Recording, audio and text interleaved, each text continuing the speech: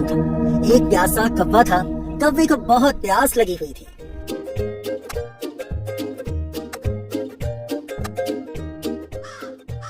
हाय, थोड़ा पानी मिल जाए तो अच्छा रहेगा।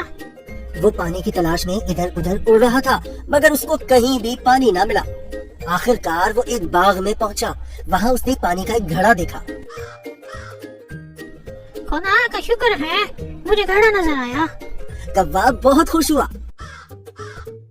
कौवा घड़े के पास आया और देखा घड़े में पानी बहुत कम था। वो उसे पी नहीं सकता था। कौवा बहुत परेशान हुआ और सोचने लगा, अब मैं क्या करूं? अचानक उसको एक तरकीब सूझी।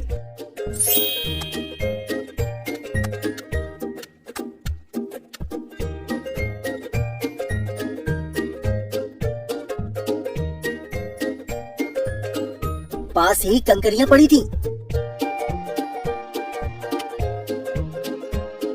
उसने एक एक करके कंकरियों को घड़े में डाला और इस तरह पानी ऊपर आ गया। कौवे ने पानी पिया और उड़ गया। नतीजा